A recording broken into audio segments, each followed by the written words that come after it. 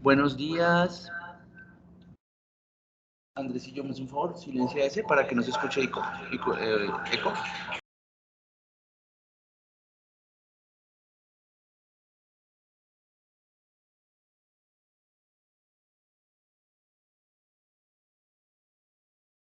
Hola. Listo.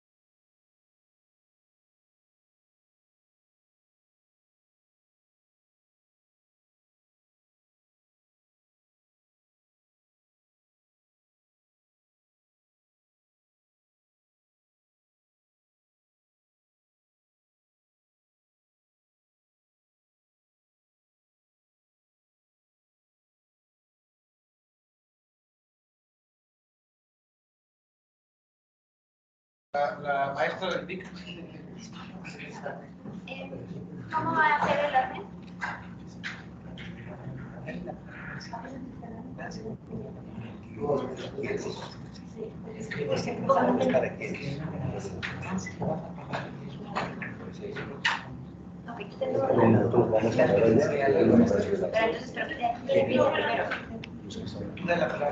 Ana, sí que ella... No, va a tener que dar la vuelta.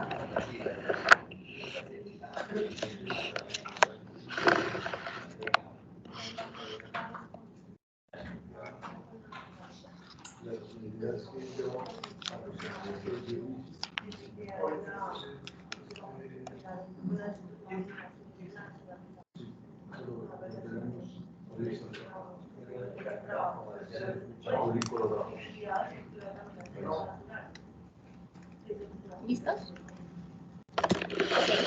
Pues muy buenos días, gracias a todas y todos por estar acá presentes en esta bloque de presentaciones. Vamos a tener una combinación de presentaciones, una presenciales, un par, y luego una remota, que ya está nuestra ponente Paloma Ramírez desde México. Entonces vamos a comenzar el día de hoy con la presentación del libro Seguridad Nacional y Ciberseguridad, Contexto y Desafíos para América Latina y el Caribe, en donde el autor es el doctor Carlos Fernando Matute González.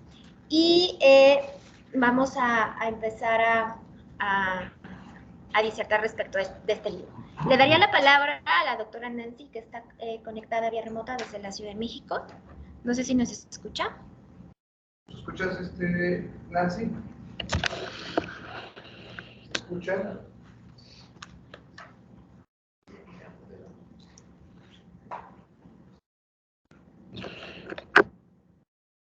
¿Escucha?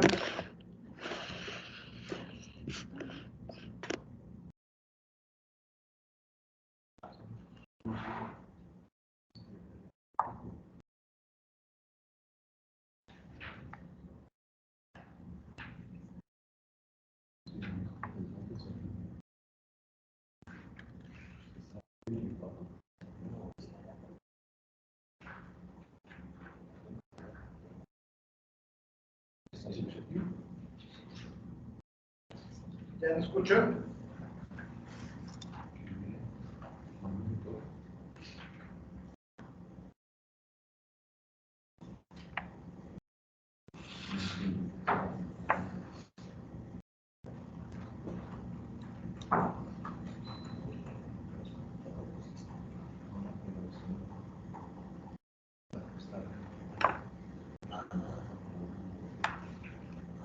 ¿Ya nos escuchan? ¿No se escuchan?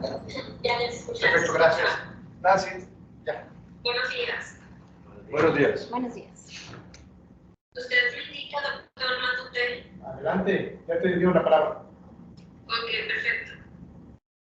Muy buenos días, tengan todos ustedes. Estamos dentro de la presentación del libro en este Congreso Internacional. El libro es denominado Seguridad Nacional y Ciberseguridad, Contextos y Desafíos para América Latina y el Caribe. Dando el uso de la palabra para dar los agradecimientos correspondientes al doctor Carlos Matute. Por favor, doctor Carlos Matute, tiene el uso de la palabra. Yo solamente tomo la palabra para agradecer a la Universidad de Ciencias Aplicadas y Ambientales la posibilidad de presentar este libro que editó el Instituto Mexicano de Estudios Estratégicos de Seguridad y Defensa Nacionales bajo la coordinación del doctor Edgar Jiménez, y agradecer la presencia de todos ustedes aquí en las redes y del mayor general y coronel, miembros del Ejército colombiano, que nos hacen el favor de presentar un estudio que hicimos en México, y sobre todo al coronel Cáceres, que es uno de los autores del libro. Y dicho esto, cedo la palabra a la doctora Nancy. Muchas gracias. Para seguir con este proceso, vamos a dar la hoja de vida del mayor general Jairo Alfonso Aponto Prieto. Por lo tanto, me dispongo a leer su hoja de vida, el cual es muy extensa, y vamos a tratar de resumir para que él nos dé esta compilación acerca de este libro. Podemos establecer que es magíster en la Estrategia de Seguridad Nacional, en Relaciones Internacionales, así como estudios de pregrado en Ciencia Militar e Ingeniería Civil, con amplia experiencia en los campos administrativos y académicos. Tiene habilidad para identificar problemas y desarrollar soluciones a través de la gestión. Asimismo, ha ejercido o tiene una formación académica multidisciplinar con profundos conocimientos de la cultura organizacional, dotado con habilidades comunicativas, gestores de cambios, dominio de destreza en planeación estratégica. Asimismo, ha ostentado el cargo de Magisterio en Defensa y Seguridad Nacional, que ha estudiado en la Escuela Superior de Guerra en Bogotá, y ha ostentado los cargos en su experiencia laboral en agosto del 2015 al agosto de 2019 como vicerrector general de la Universidad Militar de la Nueva Granada. Tiene el uso de la palabra. Adelante, por favor, general. Muchas gracias. Vamos a cederle inicialmente la palabra al señor coronel Cáceres, quien es el autor de uno de los artículos, y yo cierro más bien la presentación. De acuerdo, entonces con esa mecánica donde ustedes están disponiendo, entonces vamos a exponer la hoja de vida del maestro Jairo Andrés Cáceres García, el cual es coronel del Ejército Nacional de Colombia, en uso de buen retiro de 30 años de servicio, maestría en Informática y Telecomunicaciones de la Universidad Autónoma de Guadalajara, México, maestría en Ingeniería en Sistemas Logística Pontificia, Universidad Católica del Valparaíso y Academia Politécnica Militar del Ejército de Chile, diplomado en Seguridad de la Información de la Universidad de Sergio Boleda, diplomado en Altas Direcciones en Seguridad Privada de la Universidad Sergio Boleda y Universidad de Alcalá. Asimismo, ha dado conferencias en diversos espacios, como el Centro Internacional de Estudios Estratégicos SEDENA en México, invitado por la Fiscalía de Guadalajara en México como ponente dentro del Seminario Internacional, y ha participado, ha realizado o ha ejercido los cargos de director de informática del Ejército Nacional, elaboración del primer manual de seguridad informática para el Ejército Nacional de Colombia, gerente militar y creador del programa SILOG, Sistema de Información Logístico del Sector Defensa, que consiste en la reingeniería de la logística de las Fuerzas Armadas de Colombia, actualmente vigente con 15 años de éxito en el sector MLN. Representó al Ministerio de Defensa en abril del 2014 como experto nacional en la misión Asistencia Técnica en Seguridad Cibernética, autor del libro Historia del SILOG presentado en Filbo 2019 y está también en proceso de publicación del libro Logística y Ciberespacio. Adelante, tiene el uso de la palabra. Bueno, muy buenos días y buenas tardes para todos los ausentes, presentes virtualmente y los que nos acompañan acá. Gracias por su asistencia, agradecimiento a la Universidad UTCA por esta invitación en el cuarto Congreso de Ética y Ciencias de la Educación, al doctor Carlos Matute por esta invitación. Bien, en nombre de mi compañero, el general Jairo Aponte, y mi persona, somos oficiales en uso buen retiro de nuestro Ejército Nacional de Colombia, con una énfasis importante en la parte académica. El motivo que nos acompaña en el día de hoy nos trae es la presentación del libro Seguridad Nacional y Ciberespacio, como un contexto de desafíos en América Latina. Este libro lo dirigió el gran amigo y nuestro director y coordinador, el doctor Edgar Jiménez Cabrera, como lo manifestó el doctor Matute, en el año 2020 y posteriormente en 2022 ya se publicó. Este libro tiene algo muy interesante. Tiene 10 capítulos en el cual diferentes ponentes de este seminario presentan la problemática mundial del ciberespacio con respecto a la ciberdefensa, enfocado al tema de la seguridad y defensa nacional, que es un tema que le dejo a mi compañero que va a ahondar más profundamente.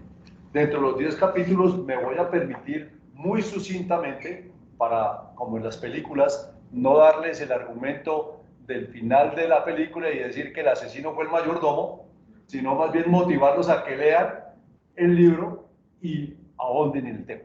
Simplemente voy a tocar algunas ideas, uno por ese objetivo, motivarlos a que consulten el libro, que está en Amazon, también ya está en algunas entidades académicas de libre conocimiento. Pero también me interesa mucho tener unas ideas concretas de cada capítulo. Entonces, iniciamos con el capítulo de Seguridad y Visión Prospectiva, escrito por Thomas Milkos. En este capítulo, él hace referencia a una parte interesantísima, la prospectiva, el futuro, y habla que se requiere de una estrategia integral.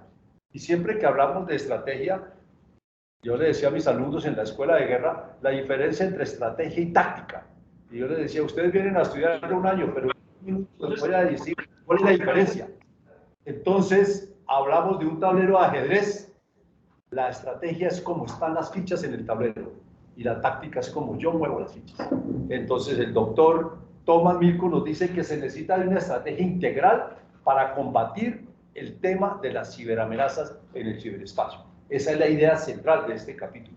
Seguimos con el capítulo número 2, ciberespacio, innovación tecnológica, minerales críticos, retos y oportunidades para América Latina y el Caribe. Le comentaba yo a mi compañero ayer haciendo nuestra preparación que cuando yo veía este título de los minerales decía, bueno, ¿y cómo así que los minerales están dentro de este capítulo. Y cuando comenzamos a analizarlo y a leerlo, hombre, trae toda la motivación y toda la razón. Y en razón a que la materia prima con que se elaboran los elementos que contienen estos aparatos, y este aparato que es un celular, pero no es un celular, está en la oficina. Esto es el elemento más importante. Sale usted de la casa y se devuelve si se le quedó el celular. Uno por el trabajo y otro por si tiene algún pecadillo por ahí y se le quedó en clave, la señora va a tener inconvenientes cuando llega a la casa si es que le abren la puerta. Entonces, habla en este capítulo que los ciberdelitos se dispararon por 8 a nivel mundial en el tiempo de la pandemia y que el consumo de estos estaño, galio, cromo, litio, níquel y plata se dispararon para el consumo y la elaboración de los elementos que componen estos aparatos. En América Latina hay que ver esto como una oportunidad para la explotación de estos minerales con todos los cuidados del cuidado del medio ambiente, de la logística verde que hay que tener, pero él dice que la innovación y el acceso a los minerales críticos, factores fundamentales en la existencia y en la evolución del ciberespacio con un impacto a la seguridad nacional. Ese es el tema central de este capítulo número 2. Y pasamos al capítulo 3, innovación en sectores estratégicos. Pero, ¿qué más que decir? Que este capítulo lo escribe el doctor Germán Scorsia y dice que hay detrás de todo esto una economía digital. Que el tema de los algoritmos, Airbnb, Amazon y todo eso, transformaron la vida de los ciudadanos con más veras con la emergencia sanitaria mundial del COVID, la famosa transformación tecnológica. Hubo un salto mortal a raíz del tema del COVID, que tristemente se llevó a muchas vidas de seres cercanos, lejanos, pero hubo costo de vidas humanas. Pero también tenemos que agradecerle a esta pandemia. Y dirá, pues está loco, ¿qué le vamos a agradecer? Que gracias a esta situación hubo estos saltos y ya podemos adelantar muchos trámites desde nuestra casa, que antes nos tocaba ir a hacer una fila, desplazamiento en el carro, contaminando el planeta con combustible y moviendo el vehículo, etcétera. Ahora muchos procesos, trámites de los gobiernos se realizan de manera digital. Entonces él habla también y hace referencia a la famosa industria 4.0 o la conocida revolución 4.0. ¿Qué consiste? La aparición de la nanotecnología, la impresora en tercera dimensión. Ustedes saben que ahora pueden imprimir elementos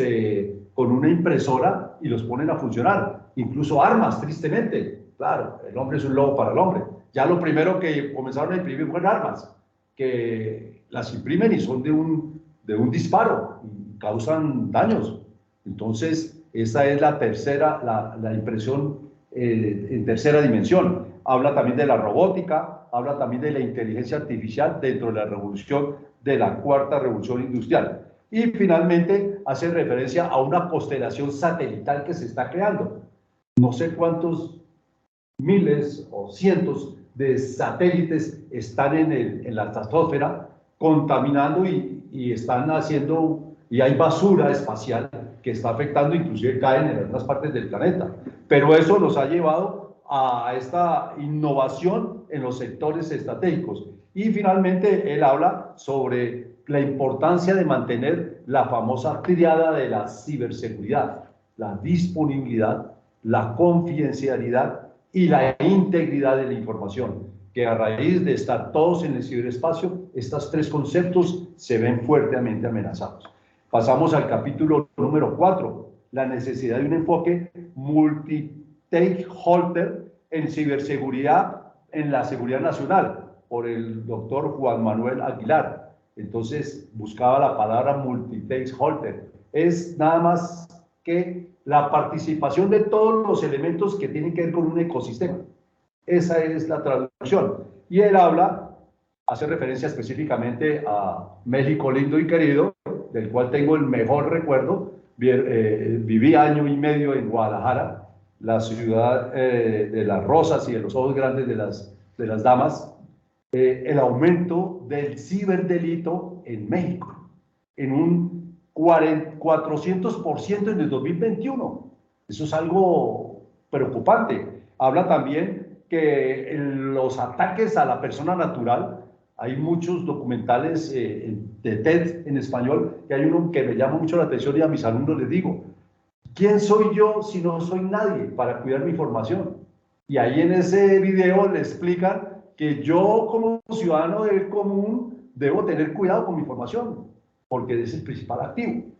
Bien, hace referencia al Foro Económico, informa que los ciberataques en un 31% exitosos a nivel mundial y que el gobierno de nuestro país hermano de México sufrió un ataque en el 2018 al sistema de pagos electrónicos, ustedes lo deben de recordar, y también un ataque de secuestro de información conocido con el ransomware a Pemex.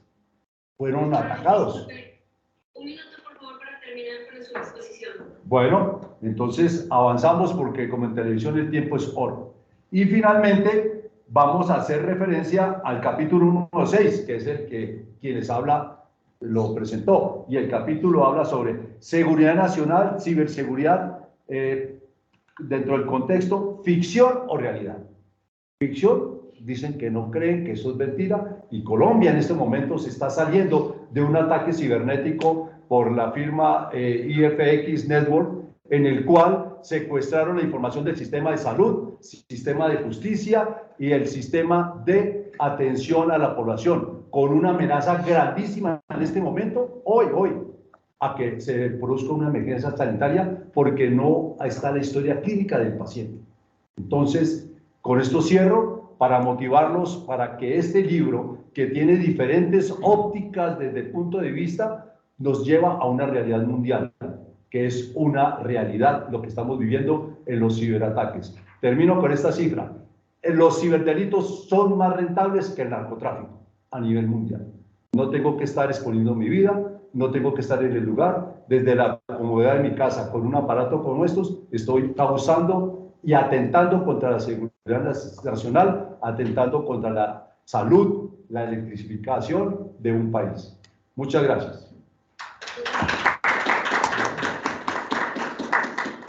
Porque tenemos que leer y tener en nuestro alcance este libro, muy atinadas todas sus observaciones. Muchísimas gracias. Para no extenderme y dar tiempo oportuno a la lectura del mayor general Jairo Alfonso Aponto Prieto, por favor le cedo el uso de la palabra para reír sus comentarios acerca de este libro que escribió junto con el doctor Edgar Jiménez Cabrera, el doctor Carlos Matute. Adelante, por favor. Muchas gracias, un cordial saludo para todos los asistentes de manera física, pero también de manera virtual, quienes nos están siguiendo a través de las redes sociales.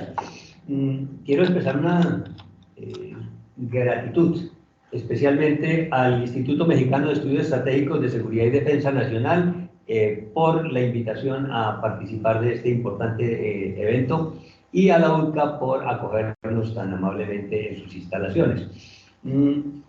Vamos a hacerlo muy breve y es lo siguiente. Después de la bien interesante presentación que nos ha hecho el señor Coronel Cáceres del libro, yo quiero tomar solamente unos puntos para enfatizar en esto.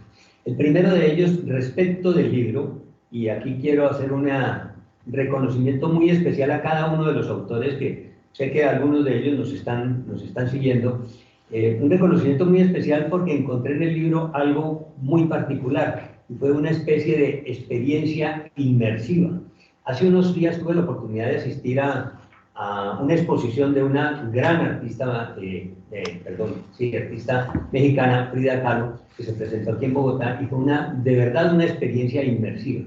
Conocer la vida y obra de semejante persona tan importante, pues fue gratísimo, toda vez que no solamente uno conoce la obra, sino que se apropia de la obra como tal. Eso sucede exactamente con el libro. El libro tiene una visión muy holística del tema de la seguridad, pero también muy particular de cada una de las áreas de seguridad y defensa nacional. Y eso es importante, es decir, vemos el bosque a través del libro, pero examinamos cada uno de los árboles y la relación que tiene cada uno de los árboles en ese ecosistema. De manera que un reconocimiento muy especial a cada uno de los autores porque me pareció fabuloso. Un libro que recomiendo, casi que libro de cabecera para quienes estamos interesados en el tema de la seguridad, que es un tema permanente para toda la humanidad.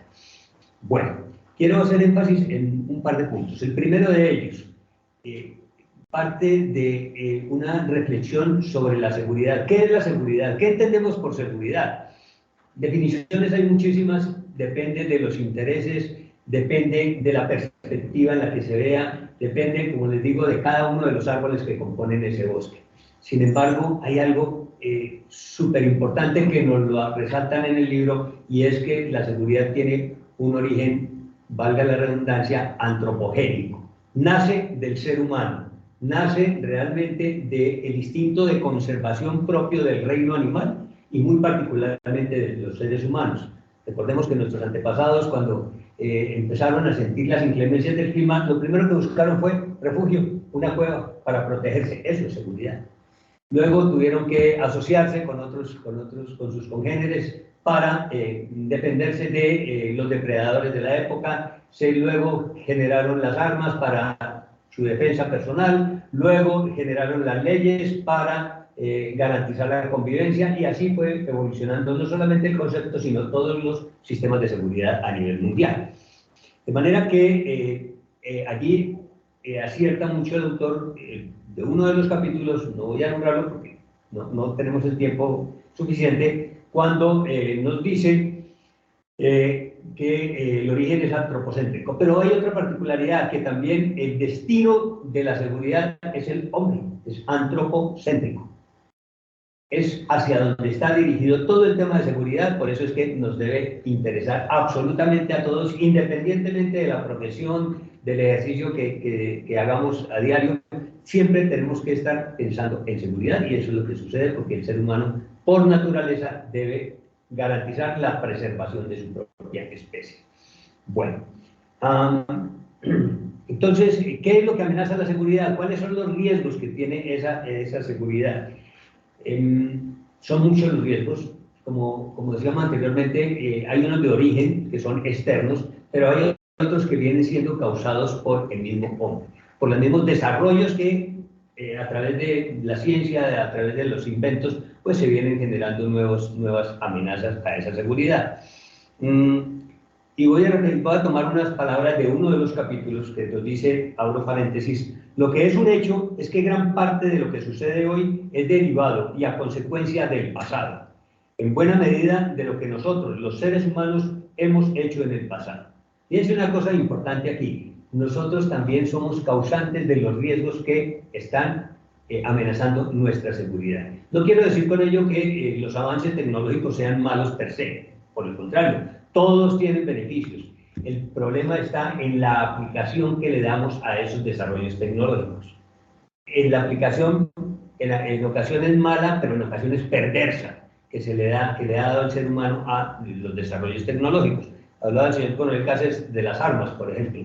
Pues las armas fueron creadas con un fin de protección para el ser humano. Que las empleemos de otra manera para atacar al mismo ser humano es otra cosa.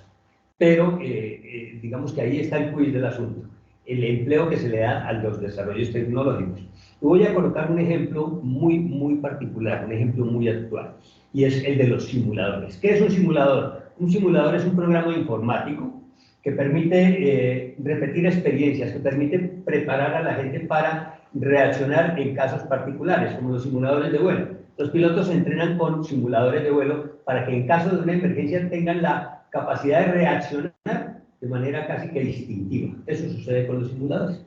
Resulta que en un estudio que hace un psiquiatra en los Estados Unidos, preocupado por la cantidad de masacres en escuelas públicas cometidas por niños, por jóvenes, adolescentes, está en crecimiento esa serie de asesinatos en masa. Él escribe al final de su estudio, es el doctor Dave Grossman, quien nos entrega unos documentos interesantes. Uno se llama To Kill, Matar, y el otro es On Combat, sobre el combate. Allí, una de las grandes conclusiones conclusiones, la voy a leer, abro comillas: por primera vez en la historia humana estamos tratando con una epidemia a gran escala de adolescentes y preadolescentes que son asesinos en masa. Gravísimo. Está hablando de niños asesinos en masa. Y eso es lo que se está percibiendo en Estados Unidos. Pero no estamos exentos en América Latina de que nos suceda exactamente lo mismo. ¿Por qué hace el estudio? Porque empieza a observar que hay asesinatos en masa de muchachitos que llegan al colegio con armas automáticas y asesinan a varias personas. 3, 4, 5, 6, 8 y hasta más. Dentro de las entrevistas que les hacen las autoridades a los muchachitos hay una muy particular. A uno de los niños le preguntan, bueno, ¿cuál era su objetivo? Dijo, vengarme de mi exnovia. Vengarse de su exnovia. Sí, ella me dejó y entonces yo estaba curioso y quería vengarme de mi exnovia. Bueno, pero iba por su exnovia y ¿por qué asesina 12, creo que fueron 14 personas en ese momento? Entonces dice, es que pensé que estaba en racha. ¡Wow! ¿Cómo así que estaba en racha? Cuando se hace el estudio se encuentra que la gran mayoría de estos muchachitos, por no decirlos todos, han sido entrenados a través de simuladores, con videojuegos. Ese videojuego, cuando se sienta el muchacho frente a la pantalla de televisión, toma sus aparaticos y empieza, entre más muertos virtuales, mayor puntaje. Y ese es un premio para la persona. Ave María, entonces cada día subo, me están premiando el asesinar. ¿Asesinar a quién? Pues a un individuo virtual. Pero resulta que cuando llega él a la escuela con un arma automática, pasa el profesor blanco, pasa la compañera, pasa el amigo blanco. ¡Vamos! Es un premio. Entonces, fíjese que eso sucedió allá. Y entonces estamos a través de una invención asombrosa que sirve para entrenar pilotos, para entrenar ingenieros, para todos, la estamos tomando para preparar asesinos en masa. Y más grave, niños. Entonces, ese es un ejemplo. Pero quiero colocar otro ejemplo muy real de lo que hablábamos con el doctor Carlos hace un momento, las protestas sociales en América Latina. Nos contaba en ese momento el coronel Cáceres que las redes sociales fueron inventadas con un propósito extraordinario, que garantizar la comunicación, para que tuviéramos acceso más fácilmente a la información, pues han sido empleadas para alienar a las personas.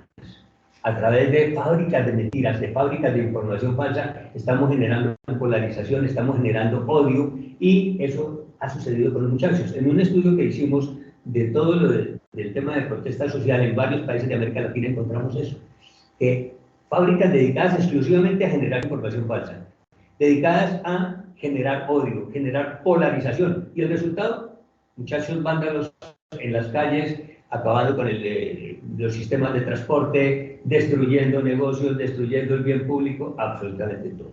Entonces, fíjense que el empleo de esa tecnología, ahora que se habla de ciberseguridad, nos están dando, lo estamos haciendo de una forma perversa. Un ejemplo final, ahora que estamos en universidad, en una academia, el famoso ChatGPT, es fabuloso. Para los investigadores, una maravilla. Para los estudiantes, entre comillas, una maravilla, porque nos da acceso a mucha información, porque nos facilita ciertas cosas, pero ya estamos notando un empleo, no digan perverso, pero no muy adecuado por parte de los estudiantes respecto de ese chat. Los muchachitos cogen el chat y entonces basta con 2 o 3 informaciones, cuál es el objetivo que quiero, y ya me hizo la tarea. Pero estamos coartando su libertad de pensamiento, su pensamiento crítico, su pensamiento analítico, y lo que es más grave, su pensamiento creativo. El muchacho ya no está creando, ya como que ya no tiene ni siquiera, o les estamos quitando las habilidades de expresión oral, de expresión escrita, porque el chat nos hace toda la tarea. Entonces, fíjense que esos avances tecnológicos, que son fabulosos para el desarrollo de la ciencia, pero también para el desarrollo del ser humano, pues si los empleamos de una manera inadecuada, pues ese es el resultado. Miren que en 3 ejemplos encontramos hacia dónde nos pueden conducir esos desarrollos si no generamos conciencia. Y aquí quiero hacer una invitación absolutamente a todas las personas, y es una invitación a generar conciencia sobre el uso ético y el uso responsable de los desarrollos tecnológicos.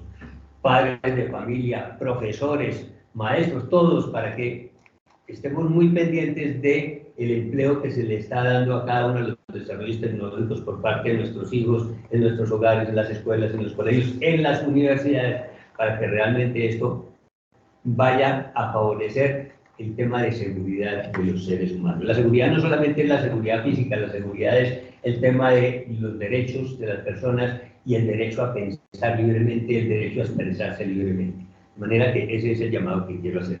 Finalmente, pues redondeando, nuevamente expresar la gratitud a cada uno de los autores, una felicitación muy especial, y como les digo, esta es una experiencia, debe ser una experiencia inmersiva para cada uno de los que tenemos la oportunidad de tomar este libro en nuestras manos o a través de los aparatos electrónicos, y no solamente leerlo una vez, sino como cuando uno va a un parque de diversiones, cada vez que se sube a la montaña rusa va a tener una experiencia diferente, va a aprender algo más, va a sentir algo más, de manera que tomemos ese libro porque tenemos que leerlo, revisarlo y nos va a dar muchísimos valores, muchísimas experiencias. Creo que hasta allí muchísimas gracias en general, mayor general, por estos comentarios acerca de cómo la exposición de este libro con los simuladores ha impedido lo que es la ciberseguridad y su perspectiva de qué es lo que se considera. Procedemos, doctor Carlos Matute, al uso de la palabra por si hay alguna pregunta que usted quiera referir. No, yo solamente dos cosas. Primero, invitar a que compren el libro, está en la editorial Tirando Lunch, en la página. Incluso este libro ya fue declarado doctrina del Ejército Mexicano. Y segundo, agradecer a Lerénica Méndez y a Octavio García Ramírez, que son realmente los que tejieron la oportunidad de que pudiéramos presentar este libro del Instituto Mexicano de Estudios Estratégicos de Seguridad y Defensa Nacionales, y por supuesto al mayor general, el coronel Amos Jairos, Tocayos, Aponte y Cáceres. Muy amables, gracias. Muchas gracias. Bueno, muchas gracias. El libro denominada Seguridad Nacional y Ciberseguridad. Muchísimas gracias a todos los ponentes y a los que nos están observando de manera presencial y virtual por estar dentro de esta presentación. Muy agradecida por esta oportunidad. Seguimos en contacto y, como dice el doctor Carlos Matute, a conseguir este libro en la página de Tirán para que todos tengamos ese conocimiento como lo expusieron. Muchísimas gracias. Hasta luego. Gracias, doctora Nancy. Bueno, daríamos paso a 2 minutos para preguntas de auditorio, tanto presencial como en línea. No sé si quieran comentar, preguntar algo. Adelante. Muchas gracias, doctora. Felicitar la disertación, la presentación. Siempre es un acto de heroísmo publicar. ¿Cómo hacemos llegar, por ejemplo, a la OEA y en el marco interamericano, no solo el texto, sino que implique el contexto para tomar decisiones de aquí, no solo al 2030 con la agenda, sino de qué futuro, dada esta coyuntura de emergencia en temas de ciberseguridad? ¿Cómo hacerlo llegar a la OEA? ¿Cómo hacemos que incida, digamos, que se potencie la reflexión en la acción? Sí. El tema de seguridad es un tema, como decía anteriormente, que nos atañe absolutamente a todos los seres humanos, porque está orientado a la preservación de la especie humana. En el seno de las Naciones Unidas, pero también en el seno de la Organización de Estados Americanos, hay una preocupación muy grande respecto de la seguridad. Incluso uno de los modelos, digamos, de seguridad que hoy está más desarrollado es el modelo de seguridad multidimensional generado en el seno de la Organización de Estados Americanos. Ese modelo, más o menos, haciendo una comparación, lo que busca es mostrar el bosque y mostrar los árboles. Por eso cuando uno ve la seguridad multidimensional, la ve no solamente desde el punto de vista de una perspectiva, sino desde el trabajo multidisciplinar y transdisciplinar. Porque es importante, aquí se aporta desde todas las disciplinas no solamente entregan su experiencia, su conocimiento, sino que toman de allí, deben tomar de allí todos los aportes que se dan de otras partes. Hay algo interesante en el libro, supremamente interesante, que infortunadamente obvié decir, y es lo siguiente. Uno de los capítulos que me llamó poderosamente la atención es del doctor Tomás Miklos, que él nos habla de la seguridad en perspectiva y habla de los estudios de futuro. Los estudios de futuro lo que buscan, y me parece es una postura interesantísima, es generar escenarios futuribles, los llaman hoy en día, para que el futuro no sea la consecuencia de las decisiones que estamos, simplemente de las decisiones que estamos tomando hoy, sino que tomemos las decisiones para construir ese futuro. Y creo que eso es lo más importante para una organización como la OEA, que se elaboren esos estudios de futuro, que se proyecten no solamente las tendencias, sino escenarios de futuro para tomar las decisiones hoy y llegar a ese elemento. Creo que esos son los estudios que hay que hacer en el seno de esas organizaciones. Y yo quisiera agregar algo, y son 3 palabras que le comparto a mis alumnos siempre, el tema de cómo llegar a la OEA. Y las 3 palabras son, y que a ustedes les va a servir para que se las lleven: hay que prevenir, instruir y no prohibir.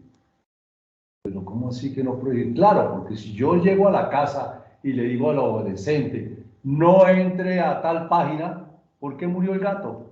Por curioso. Pero si yo lo instruyo, lo prevengo y no le prohíbo, al contrario, digo, no entre a esta página que está en la red profunda del ciberespacio, donde está Sodoma y Gomorra, lo peor del ser humano está allá abajo. Y le explico y le muestro videos, él ya va a saber. Pero si yo le digo, no entre a la Deep Web, a la red oscura, y me dice, ¿por qué no? ¿Por qué no? Pues él va a ir donde el amigo del barrio, y él sí le va a explicar y va a entrar allá al bajo mundo, donde está cómo asesinar, cómo descuartizar, tráfico de drogas, tráfico de armas. Lo peor del ser humano está allá abajo. Y resulta después el muchacho ingenuamente detenido por los ciberpolicías que están patrullando esas áreas. Instruir, prevenir, no prohibir. Bueno, pues muchísimas gracias. Coincido con este cierre, ¿no? Que la información siempre te da la oportunidad de conocer, ¿no? Las posibilidades que el mundo real y ahora el virtual, ¿no? Tiene al alcance de un clic en este caso, ¿no? También me atrevería a mencionar el libro que se presentó el día de ayer, la Administración Pública y el Metaverso, que sin duda este combo de libros, ¿no? Tiene mucho que ver en donde este metaverso, cómo se vuelve un caldo de cultivo para cosas buenas, pero también para delitos, y debemos estar preparadas y preparadas en el tema de cómo abordar estas nuevas tecnologías, que sin duda no podemos detenerlas, pero tenemos que tener información justo para acercarnos de manera productiva y proactiva al desarrollo del conocimiento a través de estas tecnologías. Pues no me queda más que agradecerles y un honor el que nos puedan compartir este libro y bueno, sus conocimientos en el tema. Muchísimas gracias y bueno, daremos paso a nuestra siguiente ponente, que ella es, adelante si quieres, Camila. Muchas gracias. Sí,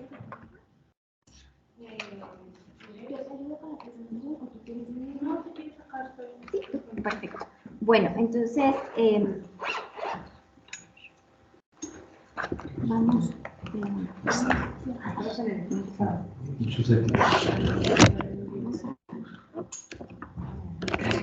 Igualmente.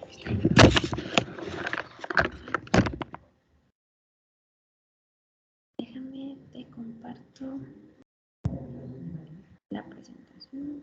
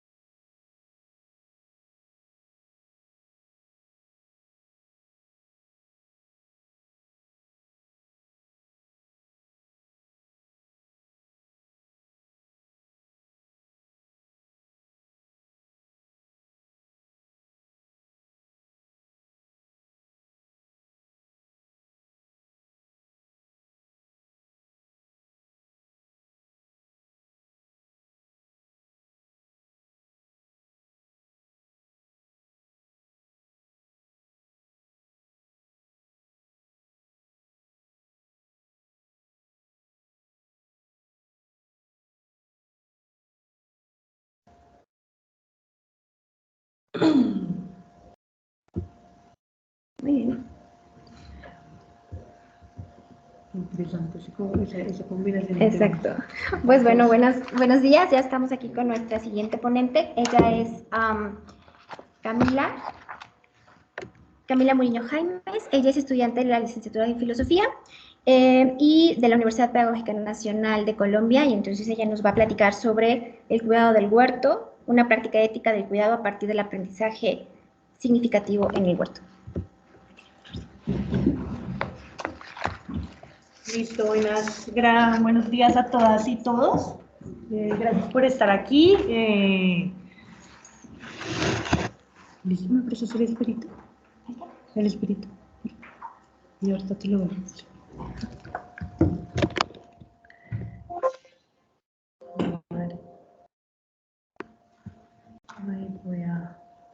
Listo, ahí ya se está viendo. Entonces, bueno, mi ponencia se titula Cuidado del huerto, una práctica ética del cuidado a partir del aprendizaje significativo en el huerto.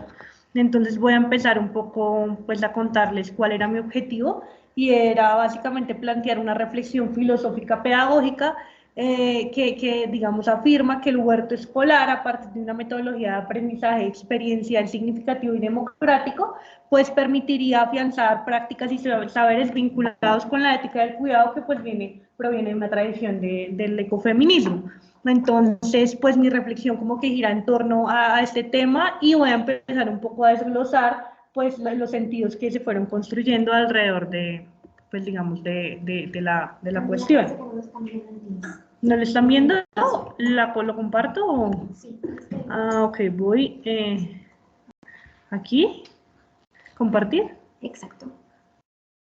Pantalla, creo que ya. ¿Sí? ¿Sí? No, a ver. Pero creo que ya lo está compartiendo, porque mira, dejar de compartir, ya en teoría lo estaría compartiendo.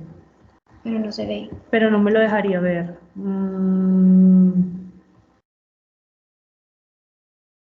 Pues... A ver, déjame decirte. No lo está viendo. ¿Lo dejo compartir? Ya se está viendo. ¿Sí, la comparto nuevamente? Sí. ¿Pero acá se ve o acá no se está viendo? Sí, se tiene que ver. Solo abre este. Espérame. Ahí ya lo estamos viendo. Pero no la veo. O sea, sí abrí el Teams, pero no veo o sea, no veo que esté. Pues no se ve como en la pantalla. ¿O la puedes compartir ahí en Teams tú de pronto? Bueno, creo que ya. Bueno, volvemos. Sí, ok, la dejaré acá. Entonces, como les dije, voy a desglosar un poco los sentidos alrededor, digamos, del tema, que tiene como 3 ejes de trabajo. Por una parte, la ética del cuidado; por otra parte, el aprendizaje significativo, democrático; y finalmente, pues obviamente el trabajo en el huerto escolar. La ética del cuidado, la ética relacional, parte como una crítica al modelo de la ética universalista, masculinizada, antropocéntrica, que concibe que el sujeto moral es un sujeto autónomo, digamos, que toma decisiones de forma racional, que se basa como en juicios, digamos, universales.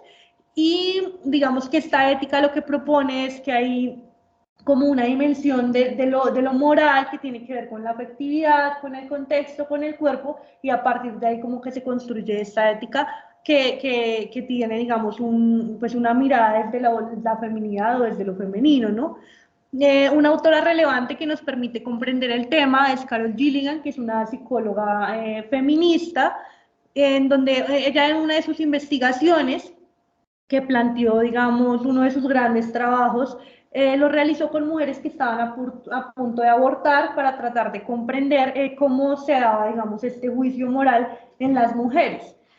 Ella llega como a varias conclusiones y la más importante es que ella descubre que hay una voz diferente en el juicio moral femenino, o sea que las mujeres no tomaban decisiones como lo hacían, digamos, los varones concebidos pues desde la psicología moral más tradicionalista, que también era desarrollado por hombres investigadores.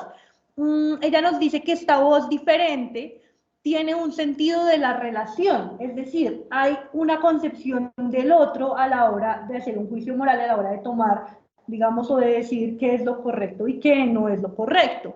Hay una implicación del afecto, hay una implicación de la empatía, hay una implicación del espacio más específico en donde esa acción tiene lugar. Por una parte eso.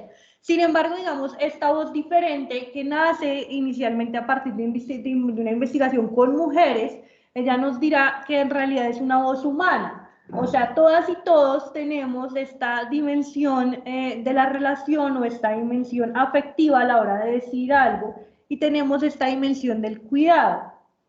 En esa medida, desde una mirada patriarcal podemos ver que una ética del cuidado sería como una ética de las mujeres, pero ella dice, no, desde una concepción democrática y como con un sentido más amplio, vemos que el cuidado es algo súper elemental que está en todas y todos nosotros desde que nacemos y nos ha permitido desarrollarnos también como sociedad. En esta línea de trabajo también está Plumwood, que es una ecofeminista norteamericana, y ella plantea, claro, es que hemos comprendido al ser humano como un ser racional, nuevamente, ¿no? La razón instrumental, la razón universalista, la razón masculinizada, y tenemos que tender o dirigirnos hacia una visión del ser humano como un ser que se constituye en sus relaciones, ¿sí? Que está fundado en una comunidad y que eso tiene unas implicaciones en términos morales y también de cómo comprendemos que se toman estas decisiones, ¿no? Entonces Plumwood nos dirá que hay una ética de la interdependencia, ya no una ética de la autonomía, sino sí, porque el autónomo pues está solo, tomando, con sus juicios, está tomando las decisiones por sí mismo y para sí mismo. Y una ética de la interdependencia ya nos implica como una conexión con las y los demás. Esta ética de la interdependencia se fundamenta ya no en juicios morales, sino en sentimientos morales, y esa categoría es completamente distinta. El sentimiento alude a la compasión, a la amistad, a la gratitud y más como a los elementos de la afectividad. Enseguida tenemos que respecto a la comprensión del aprendizaje o digamos de cómo aprendemos, tenemos algunas nociones relevantes en Dewey y en Nussbaum que ambos provienen, digamos, de la filosofía de la educación. Entonces, por una parte, Dewey nos dice que el aprendizaje se da también en un contexto, ¿no? Hay una recuperación del contexto, hay una recuperación del cuerpo, hay una recuperación del encuentro con las y los otros, y digamos que el aprendizaje tiene un valor en realidad cuando se conecta con nuestra vida más cotidiana, ¿no? Entonces hay como una idea de que la escuela debería formar para la realidad concreta, ¿no? Para el encuentro en la escuela inicialmente, pero también para el encuentro con los otros que después se va a dar en un contexto pues en el contexto, digamos, de la sociedad. En esa línea también Nussbaum nos habla de una educación para la democracia, ¿no? ¿Cuál debería ser el fin de la educación o cuál debería ser el fin de la escuela, ¿no? O sea, ¿para qué vamos y para qué pasamos 12 años en un sistema educativo si no es para aprender a ser personas y ciudadanas y ciudadanos y poder desenvolvernos de una forma correcta con los otros, digamos, en el marco ya de las interacciones como sociales, ¿no? Para Nussbaum, la escuela es como un eje de trabajo vital, porque allí es donde se modela un poco, se le da forma a ese cuerpo infante que luego va a ser un cuerpo hombre o un cuerpo mujer ya en la adultez, ¿no? Entonces es un espacio de influencia que puede producir muchas cosas buenas en la medida en que se sepa, digamos, dirigir, ¿no?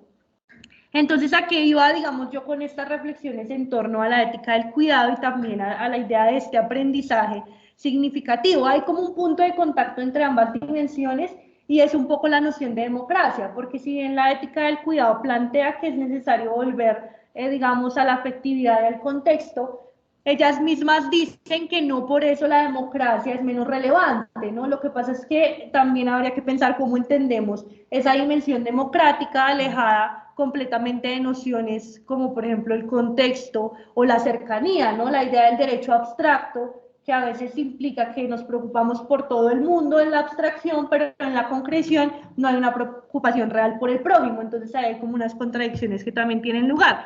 Sin embargo, la democracia como que teje un poco ambos, digamos, cobija ambas posiciones. En esa medida, digamos que para articular un poco esta ética del cuidado y este aprendizaje significativo, pues la idea era un poco aterrizarlo a cómo a partir de los huertos escolares, pues se podrían, digamos, trabajar, digamos, estas dimensiones. Se podría trabajar a partir del aprendizaje constructivista y se podría, digamos, tratar de encauzar el aprendizaje hacia una ética, digamos, del cuidado.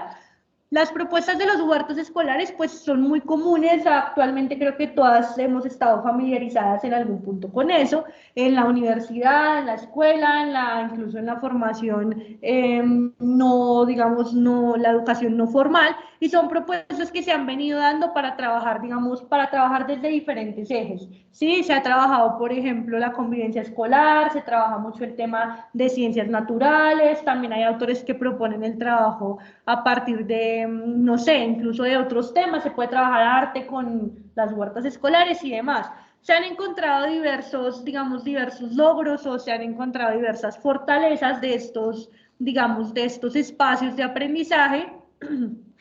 Como les dije, un poco la convivencia, también la idea de que sea un espacio de aprendizaje no tradicional, ¿no? Entonces, que puede como llevar puede llevar a otro tipo de motivación de los estudiantes, incluso construir otro tipo de relacionamiento entre docentes y estudiantes. En ese sentido, a mí me interesaba pensar un poco cómo ese huerto escolar, al menos en la visión inicial de la reflexión, puede, digamos, fomentar ese aprendizaje desde el cuidado y desde la democracia, ¿no? Ya se ha trabajado, digamos, el tema de convivencia escolar y también se trabaja a veces un poco el tema de los valores, ¿no? Pero se quedan a veces cortos un poco en la comprensión también, digamos, de la dimensión ética, que como les dije, pues tradicionalmente la ética que se enseña en los colegios es una ética universalista, ¿no? Una ética de corte universalista, del deber ser, de la responsabilidad, del respeto, de, bueno, un montón de valores allí. Entonces, digamos que lo que yo intuí un poco es que, digamos, pues el cuidado se forja a través de prácticas situadas y contextuales, ¿no? Entonces, en esa medida, pensemos en lo que significa cuidar una planta en un huerto, ¿no? O sea, tejer un poco la práctica del cuidado, digamos, el riego, también con la reflexión en torno a ese cuidado. ¿Qué implica si yo cuido una planta, si la riego y si ya puede, digamos, sostenerse con vida? Pero también pensemos qué pasa si yo abandono a los otros, ¿no? O sea, si la doble cara del cuidado es el abandono o el descuido, ¿qué pasa si yo no estoy presente? ¿Qué pasa si yo no reconozco las necesidades del otro, que es lo que pues, en nuestras sociedades es como lo que más se ve, ¿no? La doble cara del cuidado, que es el abandono. Entonces, en esa medida que se puede articular a través del huerto, tanto, ok, cuando tú estás allí con tus compañeros construyendo un plan de trabajo o teniendo unas actividades específicas, estás cuidando, pero también cuando, digamos, no se presenta ese cuidado, las graves consecuencias que eso puede tener, ¿no? En términos, a nivel micro, la planta puede morir, y bueno, eso es muy grave, que una planta muera es grave, ¿no? Aunque de pronto para algunos de nosotros, algunas no lo sería tanto, pero es tenaz. Pero pensemos después extrapolarlo a nuestras relaciones con los otros fuera del espacio escolar. ¿Qué pasa cuando sometemos al otro al abandono? A nuestra mamá, a nuestro amigo, ¿sí? Todas esas reflexiones podrían tener lugar a partir de ese trabajo en el huerto.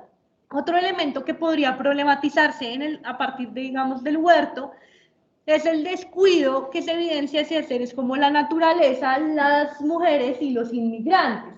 Claramente, porque digamos que los huertos escolares pues ya tienen como esta tendencia a pensar cómo tratamos a la naturaleza. Hay una conciencia ecologista, digámoslo así. Entonces, cómo hemos venido relacionándonos con la naturaleza, ¿no?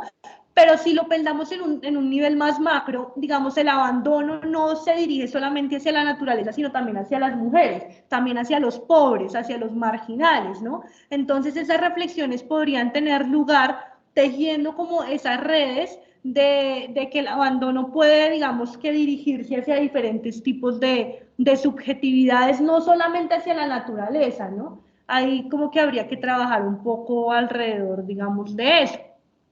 También podemos pensar que el huerto, digamos, es un espacio como de influencia positiva. Ya se ha trabajado como desde la convivencia y se le ha dado un poco ese énfasis, también se trabaja desde los valores, pero digamos que hay una interacción que tiene lugar con el otro y con la otra en ese ejercicio, digamos, no tradicional del aprendizaje de la ética, ¿no? Porque, digamos, también la propuesta va un poco a pensarnos como profes y profas, también cómo se supone que enseñamos y cómo aprendemos, digamos, algo como lo ético, ¿no? Y también qué tipo de ética pues estamos enseñando y qué tipo de ética estamos aprendiendo, pues porque no todas las éticas son iguales, no hay una sola ética tampoco, ¿no? Entonces ese espacio de influencia pues permitiría como esa construcción más hacia el cuidado, ¿no? Obviamente la propuesta está orientada hacia eso. Y digamos que también ese huerto pues debería permitir que esas habilidades se construyan, pero pues se reflejen como en entornos, digamos, exteriores, ¿no?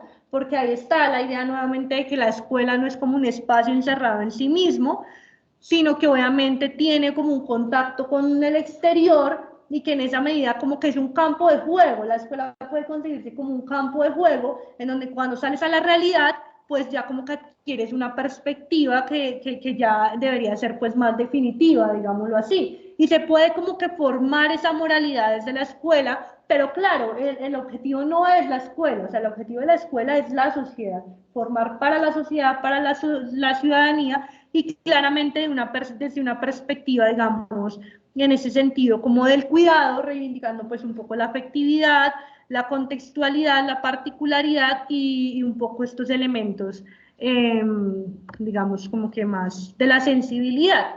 Entonces, para terminar, pues la pregunta como por el cuidado, digamos que es muy relevante porque somos una sociedad del descuido, ¿sí? Esa es la realidad, somos una sociedad de la violencia, en donde incluso con las personas que son más cercanas a nosotras y a nosotros, tenemos tensiones todo el tiempo, tenemos disputas todo el tiempo, entonces no solamente es el otro desconocido el que se convierte en una amenaza, ahí sí como una amenaza, sino incluso las personas más cercanas a nosotras, digamos, todo el tiempo, como que hay unas dificultades en términos de la relación, ¿no? Entonces la pregunta es, pues, ¿por qué hemos perdido esa capacidad de amar, de ser amadas, y por qué nuestras sociedades como que transitan como en esa continua violación y en esa continua ruptura, digamos, de la otredad, ¿no? Entonces hay que pensemos que en últimas el cuidado pues es intuitivo, es decir, si tú ves que un niño se va a caer, lo primero que haces es acercarte a levantarlo, eso lo haces casi que inconscientemente, bueno, a veces no, pero digamos que sí, hay como una intuición que en últimas pues se ha ido como deteriorando, ¿no? La sociedad como que deteriora un poco esa posibilidad de cuidar y esa posibilidad de preocuparse y de reconocer al otro, ¿no? Sin embargo, pues es importante que desde la educación pensemos en cómo esas prácticas del cuidado pueden tener lugar y cómo de pronto estrategias, porque en últimas el huerto se convierte como una especie de didáctica o de estrategia que podría tener lugar para pensar el tema del cuidado, pero claramente no es la única forma, ¿no? No es la definitiva. Podría ser una de las posibilidades, pero la idea es eso, como romper un poco la fragmentación y entender que pues esa fragmentación no solamente va, digamos, no solamente implica cuerpos, digamos, masculinos y femeninos, sino incluso el cuerpo de la naturaleza, ¿no? Entonces por ahí como que se articula el trabajo y pues es una invitación a pensarnos cómo la ética se enseña, qué tipo de ética enseñamos y cómo estas prácticas pues tienen como una relación con la escuela y con la enseñanza, digamos, de la filosofía más concretamente. Y eso sería todo. Muchísimas gracias, Camila. Sin duda un tema interesante, ¿no? El tema, cómo llevar algo como muy físico, ¿no? Al tema como de la reflexión de como sociedad, qué es lo que estamos haciendo en el tema del cuidado y del descuido, ¿no? Que como bien señalas, pues más bien estamos acostumbrados a descuidar y que alguien más llegue y lo arregle, ¿no? Entonces, como muy desprendidos. Entonces me parece una excelente reflexión como esta mañana que nos invitas a hacer. Y no sé si el auditorio tenga alguna pregunta respecto para Camila, aprovechemos que está aquí experta. Adelante. No, yo solamente quiero felicitar a Camila porque creo que a veces, desde mi punto de vista como profesional, a veces no nos damos cuenta de eso, ¿no? De hablar también del ser un poco, de cómo debemos cuidar poco a poco ese punto. El tema es, desde tu punto filosófico hacia el derecho, ¿cómo lo podrías hacer? Ok. Ok, desde la filosofía hacia el derecho. Sí. Pues con toda esta realidad que estamos viviendo, que se ha perdido, se ha perdido. Pues yo siento que habría que humanizar un poco más el derecho, ¿no? Habría que humanizar un poco más el derecho porque, digamos, si tenemos este marco de normas o esta estructura, digamos, legal, pues debería tener como un propósito también de cuidar al otro y de garantizar como unos vínculos sociales y de garantizar como que nos construyamos como sociedad, ¿no? Pero a veces también pasa que precisamente es la legalidad la que como que promueve lo contrario, ¿no? O sea, esas formas de la legalidad o esa estructura macro que conseguimos que en últimas es una abstracción también, ¿no? O sea, es una abstracción y es como una institución que construimos como sociedad, pero a veces tiende, es más bien como a esa deshumanización, yo creo. Entonces habría que, o sea, es importante, claro, como sociedad necesitamos marcos para movernos y orientarnos y el deber es importante, ellas también lo plantean, es que el deber no deja de ser importante, pero habría como que matizar un poco el tema, ¿no? Y dar lugar también a ese cuidado o esa atención y a esa humanidad que incluso pues es superior también a esas instancias macros que construimos. No sé si responde tu pregunta, Sí, pero... aparte quiero agregar algo, y es de que yo como abogada pienso que desafortunadamente, ojalá no me vayan a escuchar allá en los que están en vida virtual, desafortunadamente en este momento el sistema judicial está hecho de mucha debilidad, con condenas irrisorias, con condenas injustas, y eso que no soy propiamente penalista, pero hay cosas que me tocan personalmente, pero he apoyado casos penales donde la ética se ha perdido. Entonces, porque no hay un cuidado, porque no hay un debido estudio, de verdad, de no llenar estos centros penitenciarios de gente inocente, mientras que nuestros verdaderos delincuentes están paseando y modelando por nuestro país. Muchísimas gracias. Muchísimas Gracias a ti. gracias. Una pregunta más, un minuto, porque ya estamos sobre el tiempo de la siguiente.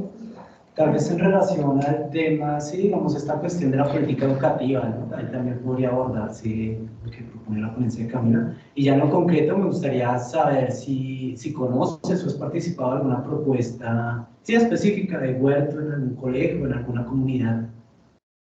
Ok. Pues no, intenté como vincularme en algún momento y sí he tenido como prácticas de microhuerto en mi casa, pero no, así como en un grupo como más de educación popular y eso todavía no, realmente. Pero en algún punto quizá lo haré. Muy bien, Camila. Pues muchísimas gracias por, igual, esta reflexión está muy interesante. Gracias por ponerla sobre la mesa. Pasamos a nuestra... Gracias.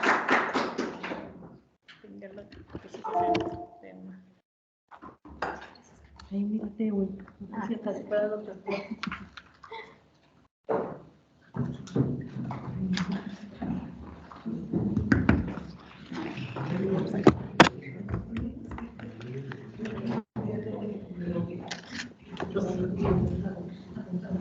Bueno, pues pasamos a nuestra última ponente, y no por eso menos importante. Ella es Paloma Ramírez Mireles. ¿Ya estás conectada, Paloma? Sí. Perfecto. Tú puedes compartir tu presentación. Ok. Muy bien. Muy bien. Buenas tardes. Paloma Ramírez Mireles es de México. Ella es del Instituto Nacional de Bellas Artes y ella nos va a hablar sobre la educación ambiental, arte y veganismo. Adelante, Paloma. Te escuchamos. Pues sí. ¿Nos escuchas, Paloma?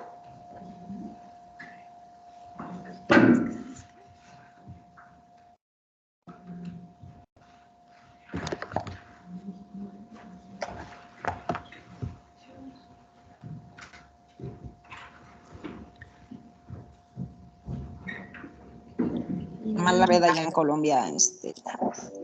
Sí, ¿sí me estaban escuchando? Ahora ya, sí, pero no. Sí, adelante. Esperemos que no se vaya otra vez porque está un poco estable.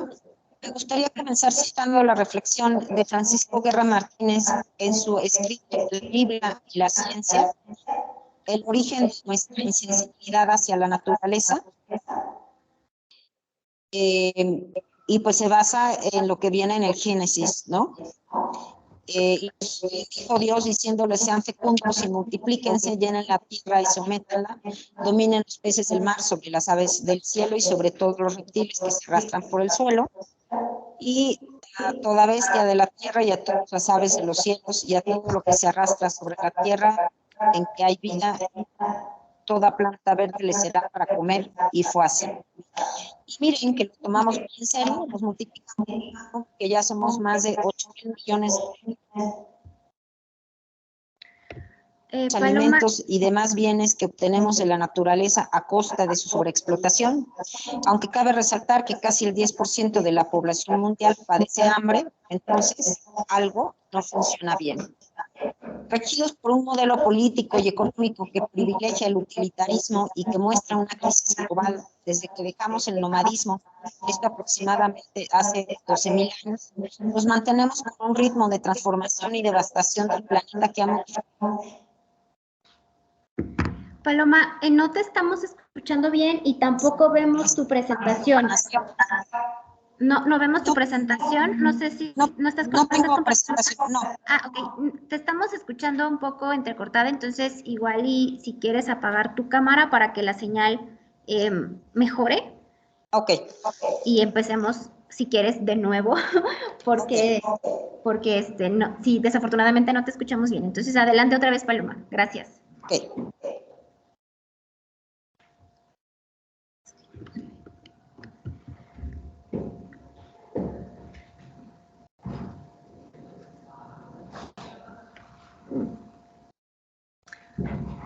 Paloma, ¿estás ahí? No te escuchamos ahora nada. ¿Ahí me escuchan bien? Sí, ahí te escuchamos bien. Ok. Me gustaría comenzar citando la reflexión de Francisco Guerra Martínez en su escrito La Biblia y la ciencia, el origen de nuestra insensibilidad hacia la naturaleza. Y bueno, pues comenta Francisco la parte del Génesis en la que se supone que Dios dice que los humanos nos debemos de reproducir y que debemos de someter a la naturaleza y a los animales. Y miren, que lo tomamos muy en serio. Nos multiplicamos tanto que ya somos más de 8.000 millones de personas sobre el planeta. Cada uno requerimos alimentos y demás bienes que obtenemos de la naturaleza a costa de su sobreexplotación. Aunque cabe resaltar,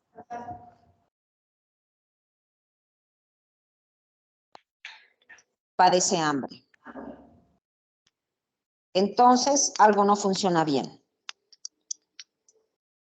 Regidos por un modelo político y económico que privilegia el utilitarismo y que muestra una crisis global, desde que dejamos el nomadismo, esto aproximadamente 12.000 años, nos mantenemos con un ritmo de transformación y devastación del planeta que ha modificado prácticamente todos los ecosistemas. ¿Sí me escuchan bien?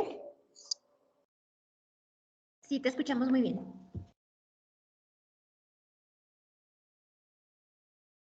Sí, te escuchamos, Paloma. ¿Ahí me escuchan bien? Sí, te escuchamos. Ok. Con el nacimiento de las grandes civilizaciones, nuestro afán de dominación de la naturaleza nos llevó a explorar cada rincón de la tierra para conocerla, para controlarla. En ese entonces, la religión imperaba en la sociedad y aún lo hace. Fue en la Biblia donde se plasmó la insensibilidad que los seres humanos tenemos hacia la naturaleza. La manera tan desvergonzada en que nos relacionamos con el ambiente, lo aprovechamos y lo sobreexplotamos, como si fuéramos la única especie sobre el planeta, tiene su origen ahí. Este pensamiento occidental que rige el actual modo de vida y aprovechamiento de la naturaleza se fundamenta en la religión judeocristiana, al igual que en la filosofía griega. Después, desparpajada, llegó la ciencia. Sus primeros fundamentos fueron establecidos por Francis Bacon, quien sugirió que la naturaleza debía ser conocida y dominada para obtener beneficios para el ser humano a través de la ciencia. La autonomía y la libertad y la supuesta superioridad antropocentrista especista, agregaría yo, del humano lo ubicaban por encima de toda entidad viva. Esta ha sido la bandera incluso para la investigación científica actual. Nuestra generación aún se formó en la insensibilidad hacia lo vivo y a la naturaleza en general. Nuestras salidas a campo, recuerda Fernando, siempre fueron depredadoras, arrasábamos con plantas, flores, insectos, erosionábamos laderas y pisoteábamos bosques casi intactos, todo cobijado y permitido por el adiestramiento científico. Las prácticas en laboratorio eran insensibles. En nuestro afán de aprendizaje acribillábamos cobayos, ratas, gallinas y ranas con toda normalidad. Pensar que esas ideas son arrastradas desde el siglo XVII, cuando Descartes propuso que los humanos somos la sensibilidad y racionalidad andando, mientras que las plantas, animales y demás seres vivos eran catalogados como materia inerte e insensible. Para los que no lo sepan, Descartes incluso se atrevió a afirmar que los animales eran máquinas vivientes, pero lo más grave fue que los científicos de la época lo aceptaron sin cuestionarlo. La frase trillada en pleno siglo XXI seguirá siendo útil a pesar de su cotidianidad, mientras nuestro modo de vida siga atacando los derechos de los demás seres vivos. La desigualdad de género y el racismo nos enseñan que será difícil entendernos como parte de la naturaleza, dada la ausencia de respeto entre la propia humanidad.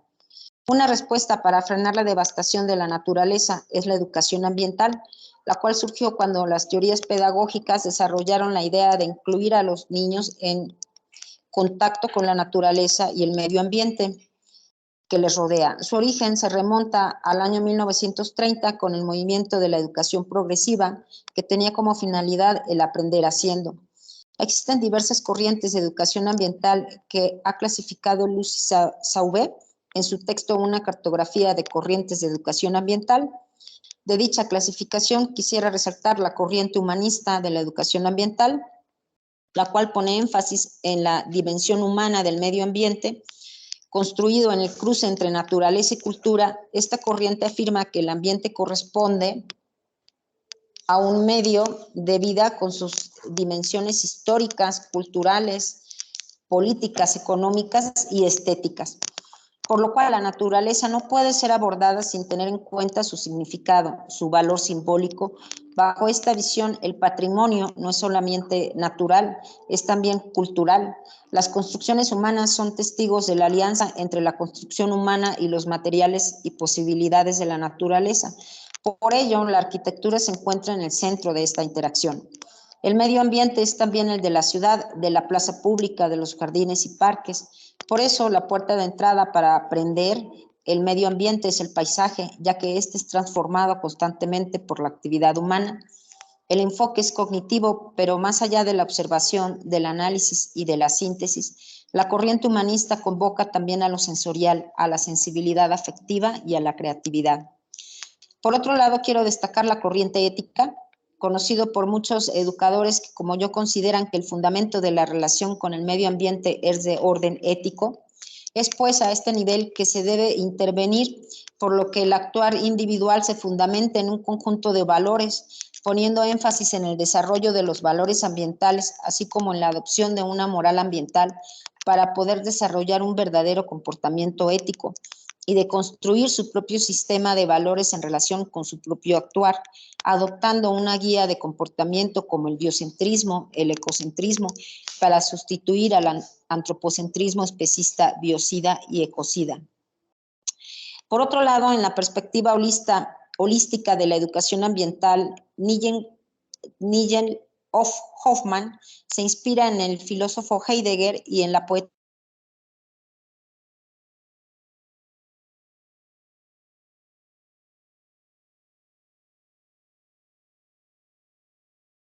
Hola Paloma, ya no te escuchamos. ¿Tú nos escuchas? Un deseo de preservar. ¿Ahí se escuchó? Entrecortado. Sí, se cortó. Pero ya te escuchamos Bueno. nuevamente. Ok. ¿Sí escucharon lo de la corriente ética de educación ambiental o me regreso? Sí, la escuchamos. Ok. Entonces paso a la perspectiva holística de la educación ambiental. Nigel Hoffman se inspira en el filósofo Heidegger y en el poeta naturalista Goethe para proponer una visión orgánica de las relaciones humano-naturaleza. Dicho enfoque se origina en un deseo de preservar su ser vivo, esencial, al que debemos permitirle revelarse con su propio lenguaje. Consiste en permitir a los seres, a las plantas, a los animales, a las piedras, a los paisajes, hablar por ellos mismos, con su propia naturaleza, antes que encerrarlas a priori o demasiado pronto en nuestros lenguajes y teorías antropocentristas. Goethe nos invita así a aprender, a comprometernos con los seres, con la naturaleza, a participar en los fenómenos que encontramos día a día para que nuestra actividad creativa, ya sea actividad técnica, artística, artesanal, agrícola, entre otras, se asocie con la de la naturaleza. Nos dice que si escuchamos el lenguaje de los seres de la naturaleza, si aprendemos a trabajar de manera creativa en colaboración con las fuerzas creativas de la naturaleza, podremos aspirar a crear paisajes en los cuales los elementos naturales y los elementos artificiales construidos puedan desarrollarse y armonizarse como en un jardín. Aunque las aportaciones de estos tres enfoques de la educación ambiental no han podido transformar las relaciones tóxicas y contaminantes del hombre con la naturaleza, pueden funcionar como una propuesta de educación ambiental a través del arte, que es la que yo trabajo. Por otro lado, es pertinente preguntarnos hacia dónde se va a mover el arte. Ha llegado el momento de la creación de nuevas poéticas en un mundo inestable y empezar a navegar de la violencia sistémica normalizada, de la explotación especista y exterminio de los animales, hacia el construir formas de vida basadas en la poética de un habitar emocional en un mundo destrozado. Es urgente transitar de la distopía de la modernidad en un mundo desgarrado que aniquila la otredad animal bajo la premisa de formas de vida supuestamente antagónicas como irreconciliables, antagónicas, justificada y sustentada por el especismo antropocentrista, para derribar este muro de arrogancia y empezar a construir puentes y redes a través del veganismo como práctica política y artística, posicionando la poética de la animalidad en el arte para crear, tejer una poética de un habitar emocional, animal, sensorial en un planeta destrozado. Animal, cultura, ética. Una insistencia recorre muchas zonas claves de las culturas sudamericanas, especialmente a partir de finales de los 60, lo que pone al animal en el centro de la interrogación estética. Estos materiales cuya heterogeneidad es evidente Comparten, sin embargo, un gesto común, el de trabajar una proximidad con lo animal, una zona o umbral donde la distinción entre lo humano y lo animal, esa distinción que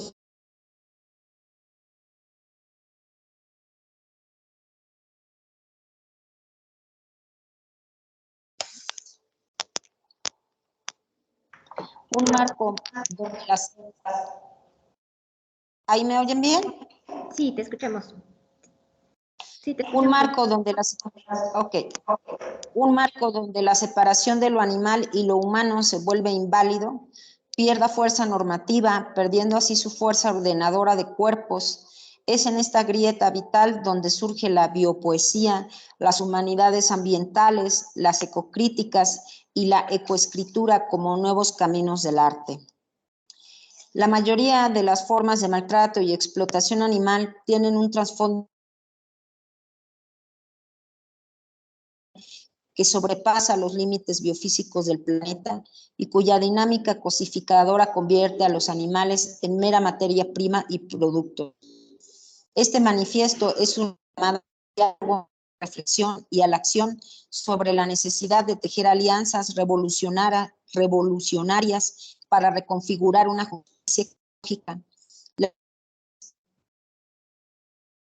animales no también una lucha social por la justicia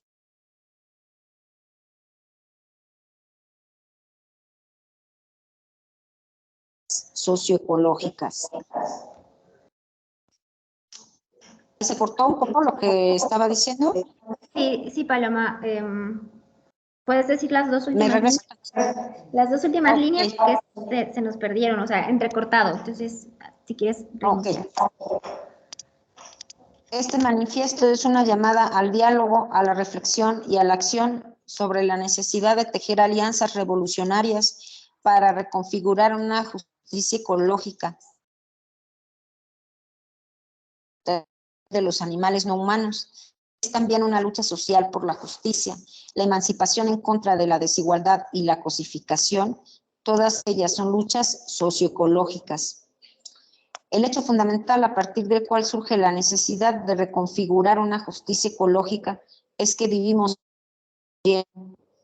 Los sistemas socioeconómicos y tecnoindustriales han saturado y quebrantado los límites biofísicos del planeta y se han apropiado de la Tierra, ignorando que no somos los únicos habitantes de la biosfera. Se vuelve necesario y urgente trascender nuestra humanidad para nos el planeta con otros seres vivos que persiguen el bien de su propia especie y que un principio ético fundamental en nuestra relación con ellos es no dañar a los seres que pueden ser dañados, lo que nos lleva a reclamar una justicia interespecie, tener en cuenta en nuestros proyectos de sustentabilidad el valor asignado a la vida y al desarrollo de todos los seres vivos, incluidos los no humanos. La autoridad eternamente discriminada, violentada, invisibilizada, ignorada, despreciada, usada y abusada, son los animales no humanos existentes y futuros, otros, la tierra en la que habitamos, la única, aquella de la que dependemos completamente, es un otro. A partir del descubrimiento de verdades racionales, de un convencimiento, es preciso optar por la producción de contradiscursos y la construcción de sensibilidades que logran retorcer y romper los como ocurre cuando nos reconocemos como animales. Vivimos una época caracterizada por el individualismo exacerbado y la solidaridad y seguridad social son sistemáticamente desmanteladas y donde el control de los seres humanos sobre la naturaleza penetra hasta los genes. Por eso es urgente enfrentar sin vacilación los dispositivos y las tecnologías de domesticación humana, de dominación animal y de explotación de la tierra. Poner a rodar contradiscursos y sumarnos a la insurrección de los saberes no expertos, tejer redes de interdependencia, formas de vida que potencien a todos los involucrados, sean humanos o no. Si el veganismo no es capaz de afrontar este reto, el reto de dinamitar la dicotomía humano-animal y por consecuencia el ideal del humanismo antropocentrista especista, su propio abolir la subordinación, explotación y sujeción animal nunca será alcanzado. La revolución será animalista y poshumana o no será. También quisiera agregar aquí que el creador de la ecofilosofía, Henryk Skolimowski, es su libro de ecofilosofía, que el siglo XXI será ecológico o no será. Agrego aquí a esta cuestión, la revolución será animalista y poshumana o no será. Asimismo, el siglo XXI será animalista, será ecologista y será feminista o no será. Podrán plantearse los grandes programas políticos que se deseen, pero todos fracasarán. Los veganismos actúan por contagio, rizomáticamente, son experimentales, pululan en donde menos se espera, pero golpean sin piedad, a muerte, pues van construyendo otros mundos. Vivir sin explotar y usar a los animales, que es posible, deseable, ser animalista actualmente, si tomamos la tarea con la radicalidad que merece y comprendemos las relaciones entre lo que no cabe en el ideal de humanidad, implica cuestionar y transformar casi todo lo que nos rodea. El nacionalismo radical abolicionista le debe apuntar a estructurar el ideal normativo del humano que se en el centro del mundo moderno colonial. Paloma, tenemos 3 minutos, ¿podemos ir concluyendo, por favor?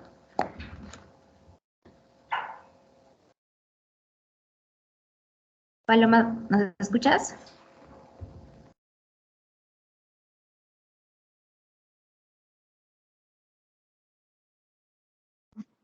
Descubrir que somos individuos con alteridad supone entender. Paloma, te perdimos un momentito. Te pido que vayamos concluyendo porque solo nos quedan 3 minutos. Por favor. Ok. Me voy al final. Dame un momento. Ok.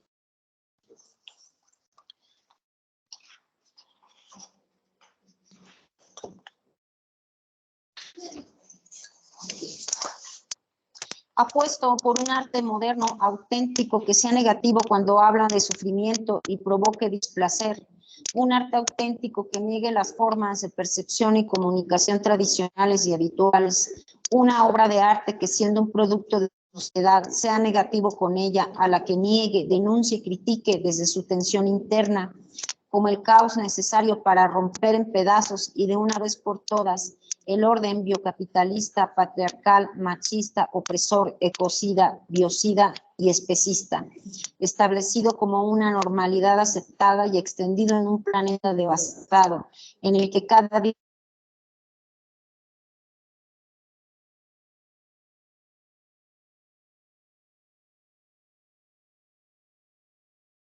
Paloma, igual te volvimos a perder.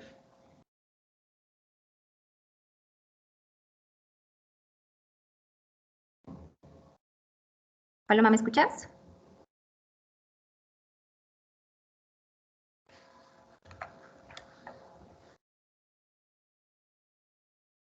Paloma.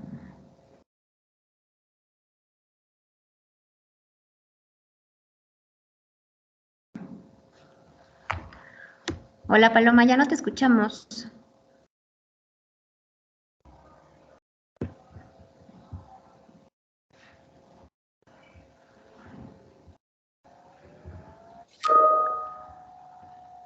Paloma.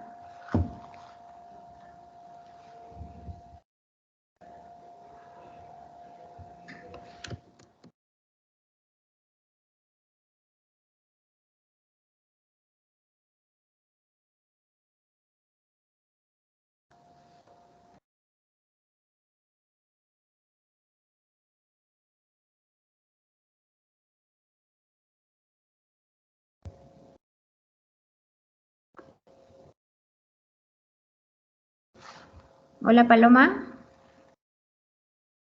Paloma, creo que perdimos la conexión contigo.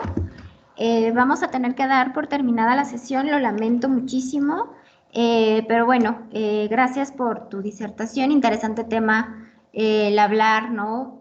O vincular el tema del de la ecología, del arte y del veganismo, ¿no? Muchísimas gracias a todas y todos. Que tengan muy buena tarde.